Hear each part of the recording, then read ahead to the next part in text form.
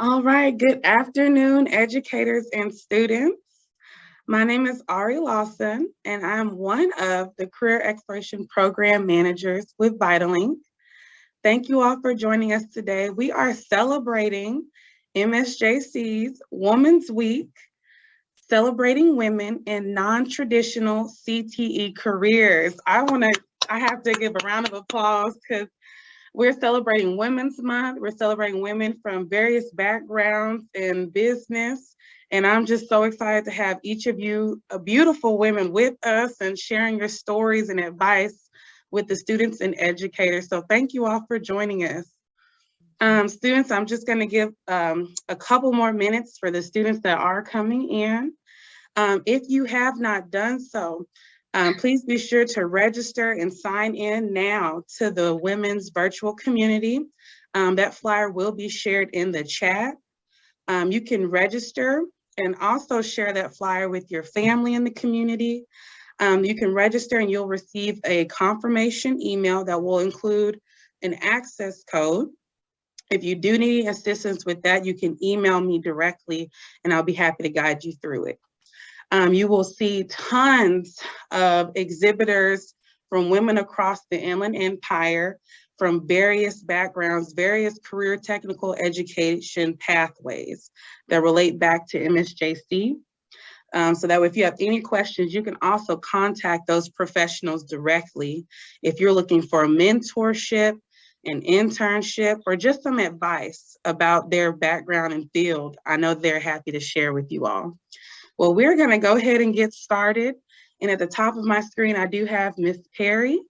If you can tell us about yourself and introduce yourself. Thank you for joining us.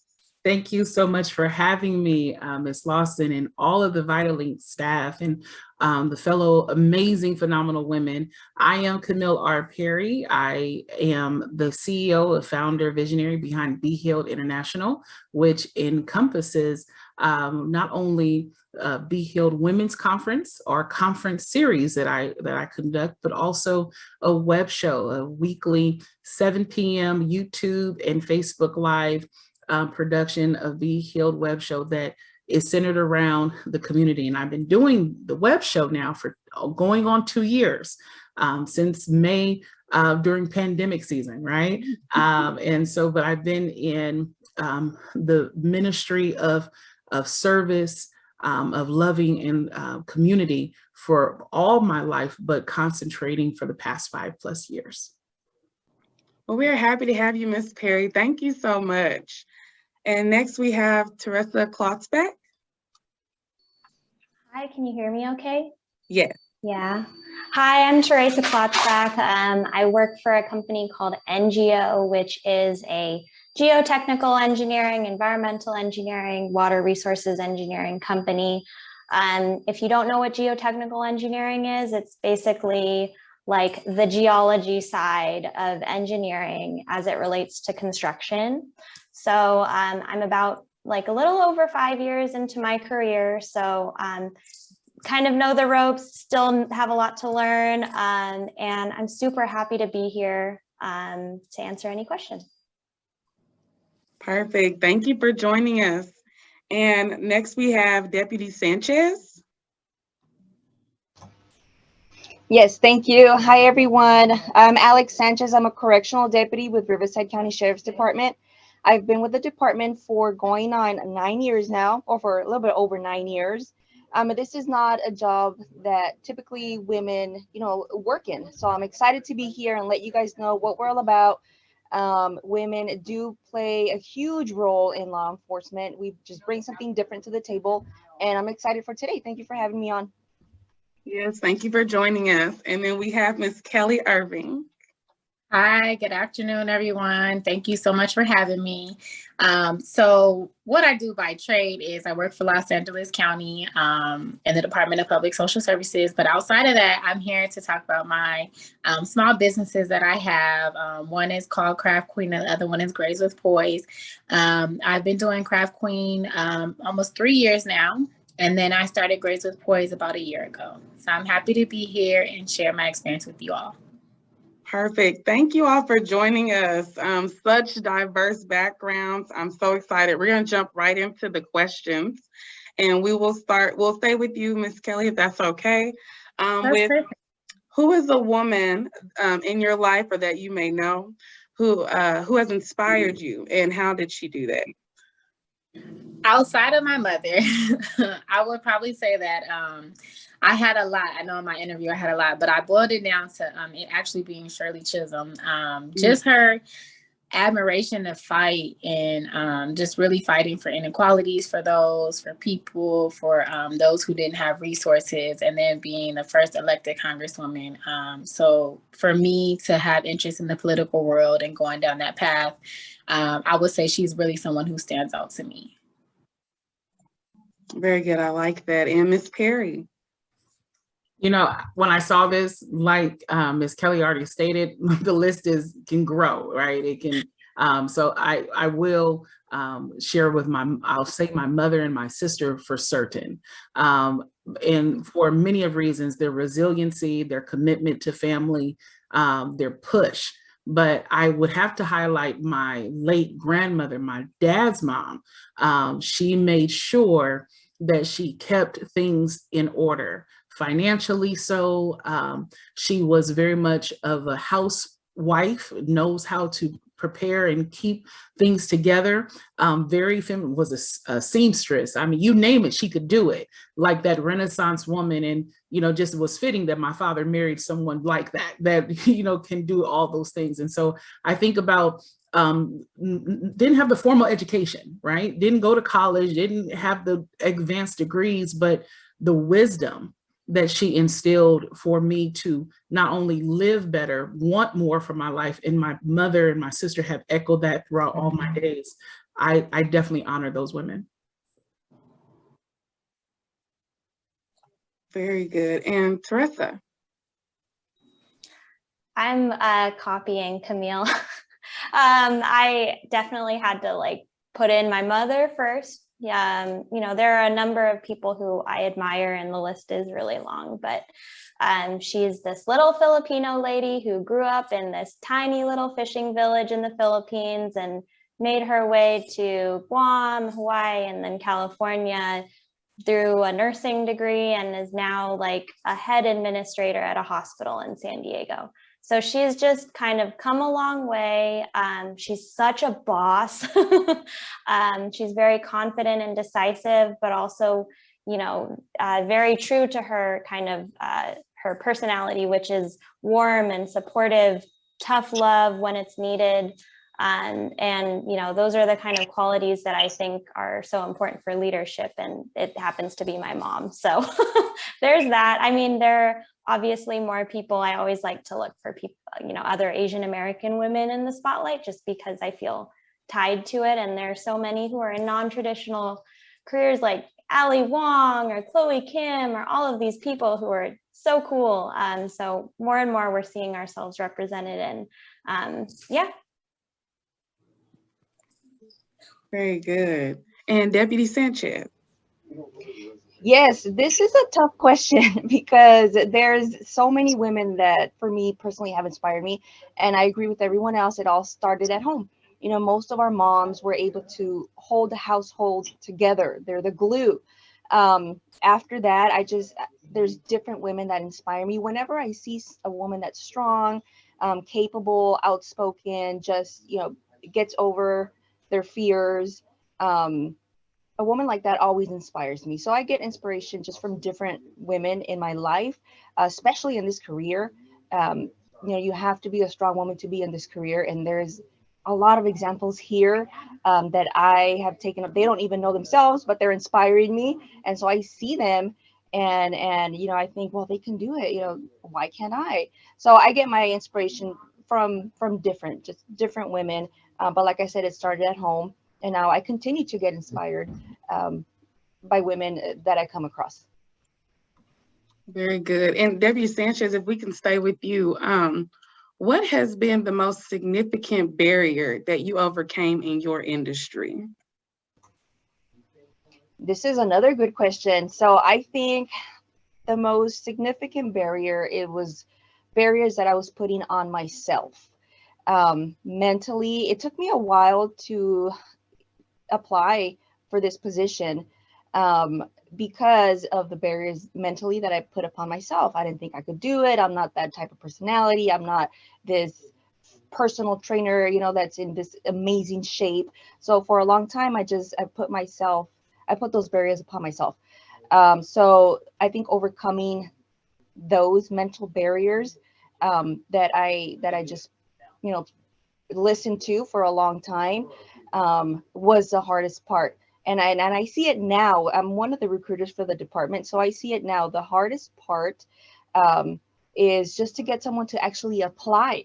That's the hardest part, is to get to someone to believe in themselves enough to apply and go through the process. And it's even harder for women, because women, we all know we have a ton on our plates, a lot. And no one can say different. Men can't come in here and say we have the same thing. No, I'm sorry, but women work at their jobs and we work at home. So, you know, it's different. It's different for a woman. So I had to get over those mental barriers that I put on myself. And then once I was in the academy, I mean, for this job, you know, it's a little different. Physically, yes, it was tough. I prepared the best I can, and that's all you can do. You know, prepare the best you can. It's always going to be challenging, but it wasn't something that I couldn't do. It was all mental. It's all a mental game.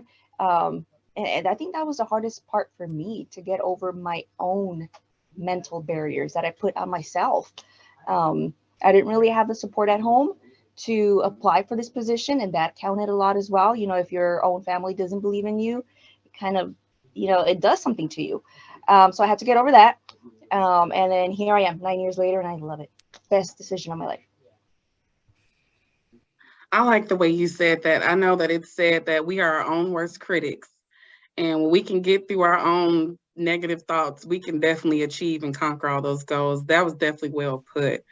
Thank Absolutely. you. Yes, Thank we you. are our own worst critics. Yes. If I can ask Kelly to answer that as well, what has been the most significant barrier for you?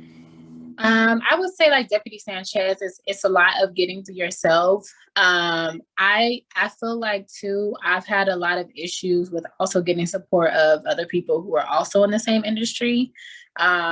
So it kind of comes down to sometimes the queen bee, where, you know, some women aren't as supportive. But yeah, outside of getting it through yourself, once you get that done, once you get past that point, it's getting through other people, and like building, like for myself, building my clientele, like always trying to find new resources. So I would definitely say that it was a struggle getting support from others. I would say in my industry, outside of myself, being a barrier. Thank you. And Ms. Perry.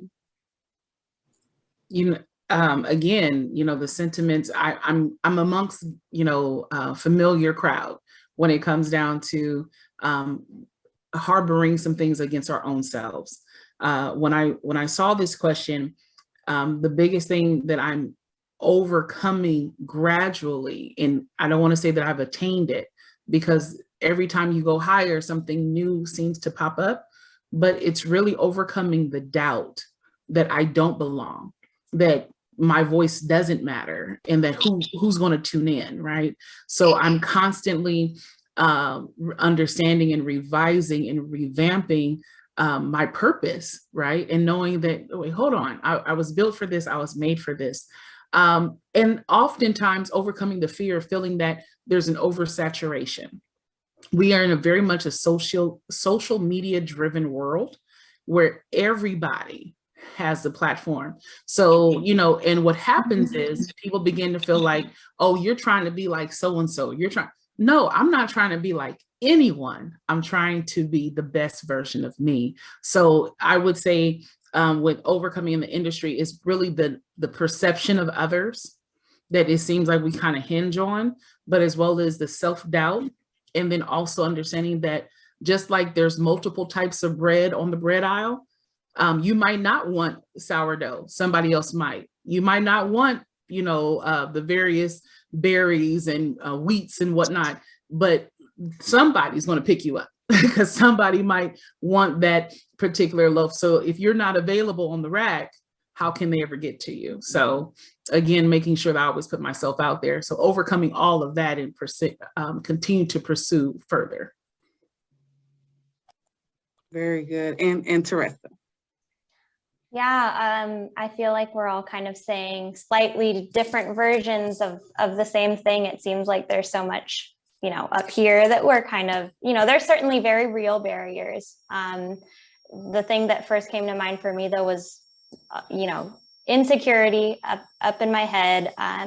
When I look at the engineering and specifically the engineering construction industry, it's very easy to see it as hyper masculine, and certainly things are changing. But, it's always been something I feel I've been very aware of. And so it's kind of easy to see my own strengths and weaknesses in opposition to that, very much like I am a female and they are male, which, is a simplification, but certainly something that I've noticed within myself, and certainly something I'm working on. But kind of taking what Camille said, we all have our unique skills and talents and, contributions as a team member. And now I'm starting to see, things that I would label as bad as being a very beneficial to my career. So, for example, I think about how I'm somebody who's too nice. I can be a people pleaser. I want to make everybody feel comfortable. That doesn't always help a situation, but in a lot of cases, it's actually been really great because, I'm working with developers, I'm working with a construction crew, I'm working with public agencies. And sometimes what you need is somebody who will hear everybody, tell them that they're heard, make them calm down, and everybody works as a team. And that feels like a unique feminine skill. I don't want to label anything as feminine or masculine, but it's one of those things that I always felt like I was trying to subdue when I first started out in my career. Very good. I like that. And I hope that does help viewers understand that, even though we personally go through, the mental game and that mental, negative thoughts, that we're not in it alone. There's always someone we can go to and probably ask for that support, even if they're not in our own home. And I know that that's a hard part for us, but I hope that does help some listeners. Theresa, if I can stay with you for the next question. I know it was mentioned that we are women, we are busy. How do we, how do you balance your career, your personal life, and your passions on the everyday? Yeah. Okay. I want to first preface that I am in a relationship but have no children. So this is one very specific perspective. But the way I actually took a step back from this question because, what I first think is work-life balance.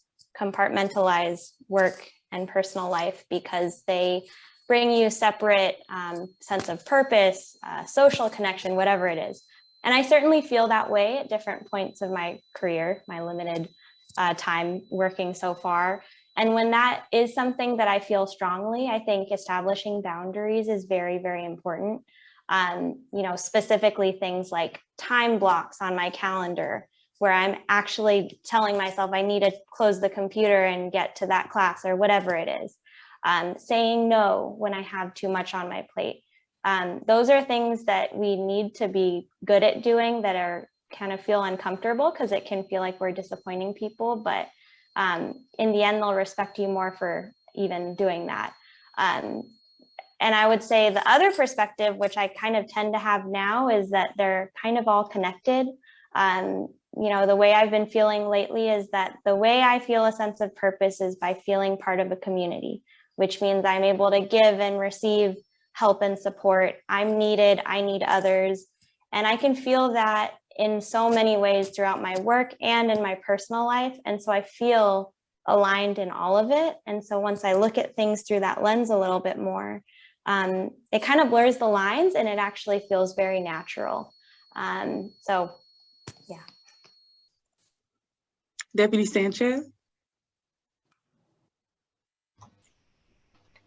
These are all great questions, by the way. There's a lot of self-reflection that I did reading these questions. So how do you balance career, personal life? In this profession, especially, you have to be able to leave work at work. when you get home. You know, in law enforcement, we come across a lot of things that the majority of the public doesn't see, doesn't go through. They're not privy to all this information that we see and we hear and we do on a daily basis. So I had to learn how to leave work at work and go home and be with my family and be myself. So that was something that was kind of difficult in the beginning to do. And I would hear it from my husband or my family, and they were saying, "God, you know, what's up with you?" And so I started to notice that I started dragging some of the work life. You know, it was kind of blending into my home life. I didn't like that. So I learned how to switch off right after work. I'm done. Whatever happened on that day, leave it in the office, you know, and then go home and be with your family. And that's my recovery for the day that I did, is being with my family. Plus, for me, the drive home from work helped. It helps me to decompress and to get to that mindset of, okay, you know, I'm leaving work behind and now I'm home.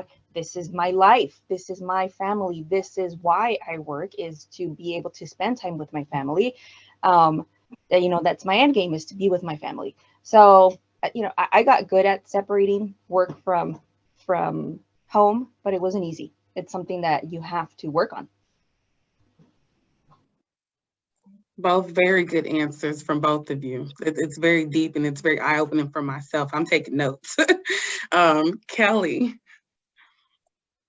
To sum up what pretty much all the ladies are saying is that there's so much to go on during the day. So for me too, I leave my everyday job at, you know, once I'm off, that's it, you know, let work go. But as far as for my business, I try to I'm very type A. So I try to plan my days out, like what I'm going to do, plan my week. But I have noticed that my family life does, you know, I may not be able to be at all places. So a lot of it is just really learning when to say no. To just stuff that you can be present at, and just really prioritizing what's important at that time. So if you know you have to meet a deadline, you're working on that. You know, if it's, you know, a niece's birthday party, if your grandmother's, whoever's birthday party is trying to prioritize your time and just really making use of your time.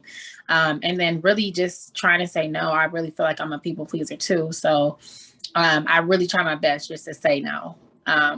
You can't, everybody's going to be disappointed, but really just trying to make a priority of who takes top at your life. So I would say that. Very good. I like that one. and Miss Perry. I'm taking notes because I'm like, okay, yes, you're right. I should write out my things every day. Yes, I agree. I do need to prioritize. Don't say yes so much. Yes, because my answer here is I'm learning.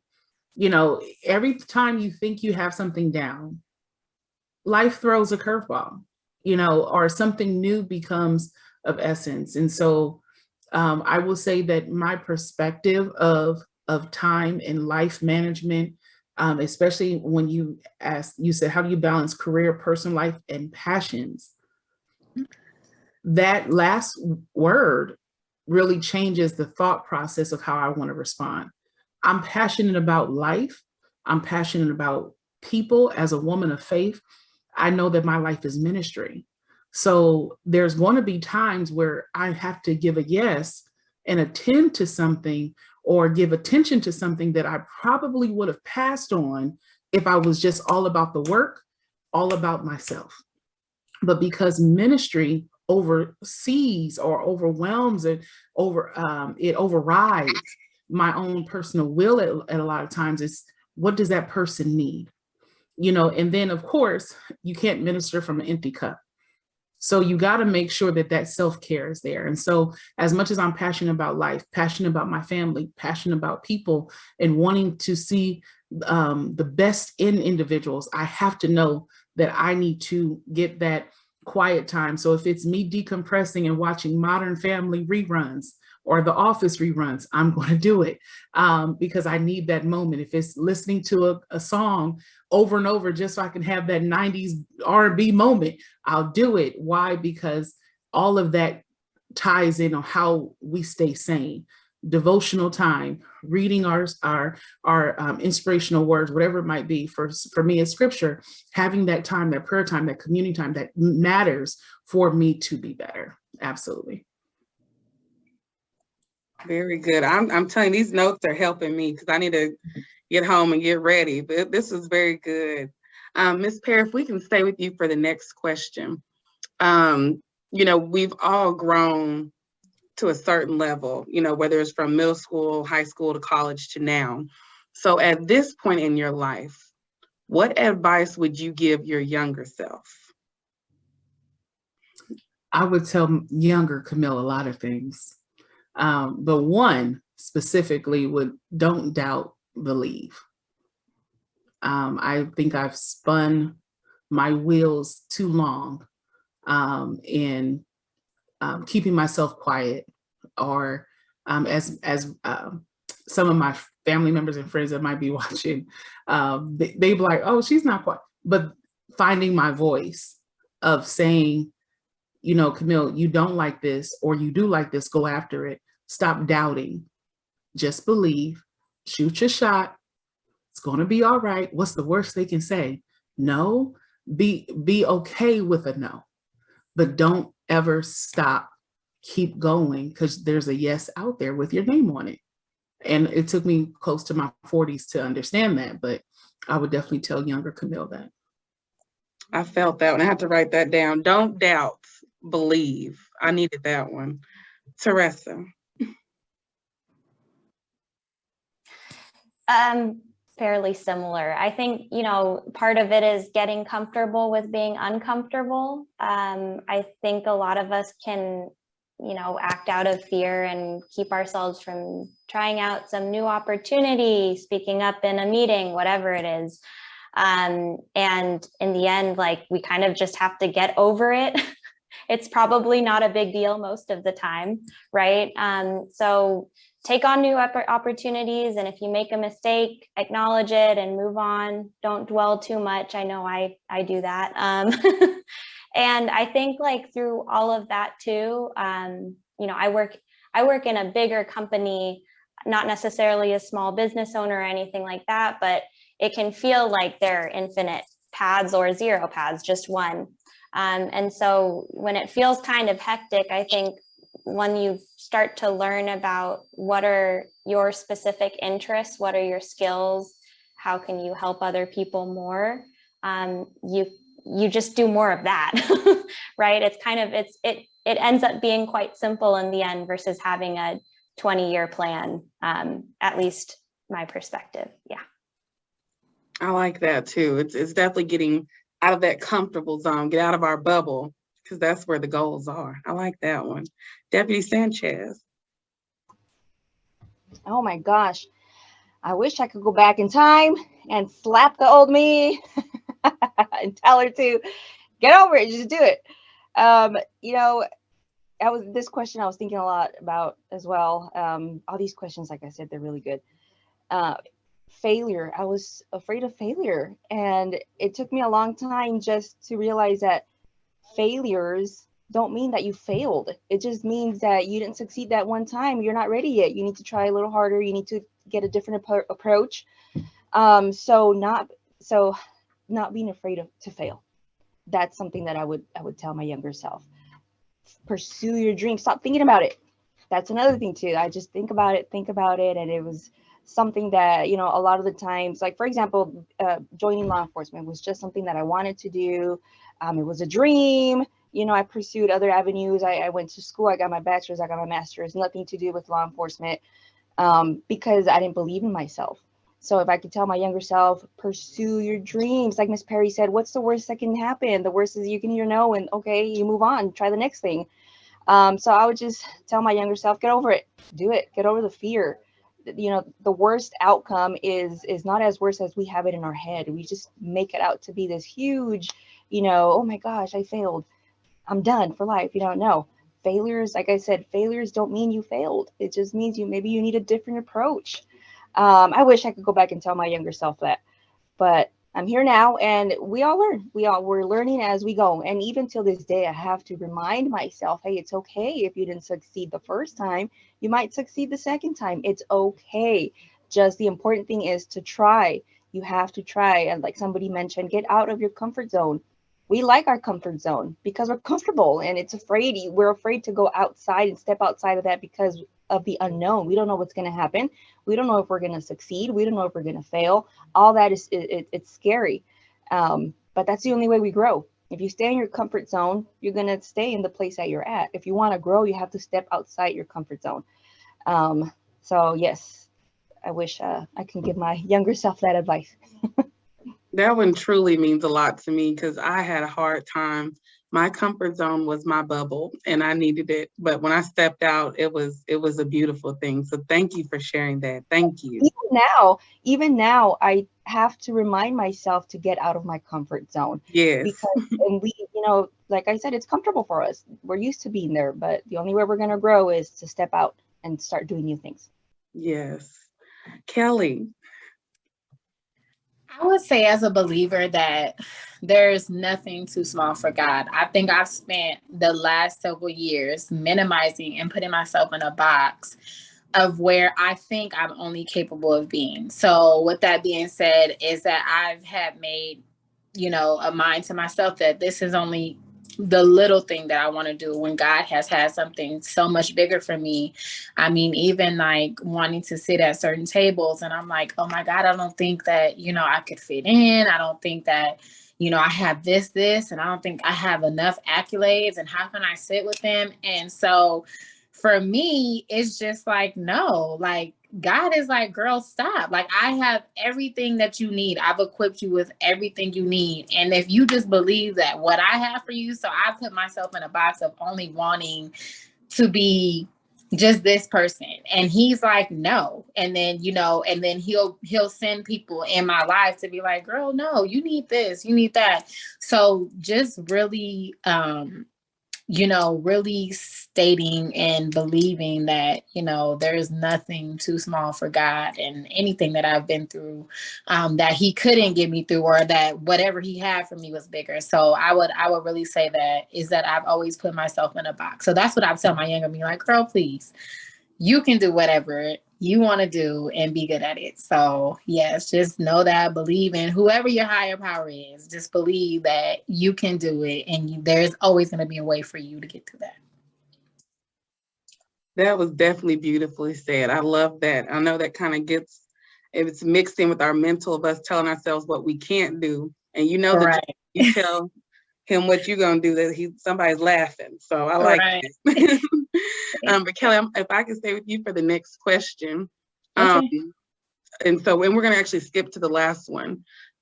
What final advice, and I'm going to rephrase it. What final advice would you give to anyone who's looking to either grow their business or grow within the company that they work for? I would say for anyone who career-wise business, if that is your passion and you feel like you have been divinely justified or reason to be in that position, if it's been put on your heart that there's nothing too small for you to go out and do whatever you have to do. So therefore, if you've been equipped with that idea or somebody has told you or you believe deep down that you're able to fulfill whatever capacity has come to your heart, that to keep fighting, like regardless to whatever barriers, if you don't think you have enough money, if you don't think you have enough accolades, if you don't think you have enough support, you will get everything, every resource you need if you wholeheartedly believe that you're capable to do any of that. So just keep fighting, find people, find a mentor, find anybody, go and get yourself in uncomfortable positions to get to where you want to be. Deputy Sanchez. I think an important piece of advice is to remember that if you need help, ask for help. Leaders didn't get to where they are by themselves. There's a lot of people underneath them that got them to that place. And so we need to remember that, to get to one place where you might need this person's help, you might need this other person's help. And, if this person's not willing to help you, then find someone who is. If you can't find someone who is, then try to figure out on your own. But if you do need help, don't be afraid to ask for help. Don't be afraid to ask questions. Don't be afraid to learn. We were talking about the comfort zone. Step outside your comfort zone. So just these little tips that we need to keep in mind. And to this day, I still keep in mind to ask questions, because I think as women, we think we have it and we want to do it on our own. That there's always a little something that we need to prove, especially in my law enforcement profession.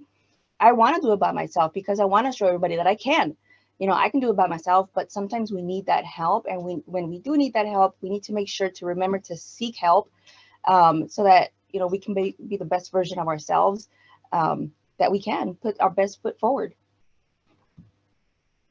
Very well said. Definitely always asking for help. I know that could be, a bother for some, because they feel like they're bothering someone. And, sometimes that person may be so willing to give all their resources and tools. So asking for help is a definitely big key to success.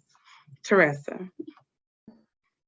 Yeah, I think I'm coming from also a specific, not a business owner, but, somebody who's trying to navigate the corporate structure. And I think from a relationship perspective, it would be respectful to everyone. That doesn't mean don't have boundaries, but be respectful to everyone. Try not to burn bridges. And if you have the capacity to do so, be kind and be helpful, because you never know how those people will help you later on. And sometimes it doesn't seem clear to you, especially maybe if you're like pass this on to the students. You're just in school and you're like, I can do whatever the heck I want to. But your peers are going to grow professionally just like you are. They're going to be bosses just like you are. And you never know what kind of connections they'll help you make later in life. Think of it like there's always networking, and networking can kind of feel like an icky term, like kind of just inauthentic, but really it's like we're all in this together, we're all connected, and you never know how that will help you later on in life, whether it's gaining a new client or offering a new service line, or that person advocating for you in an interview. Those are all things that you never know could happen if you just like gave that person the time of day, back in the day. Very well said. Thank you. And Ms. Perry. I agree with everything that's been said, but I wrote down mentorship.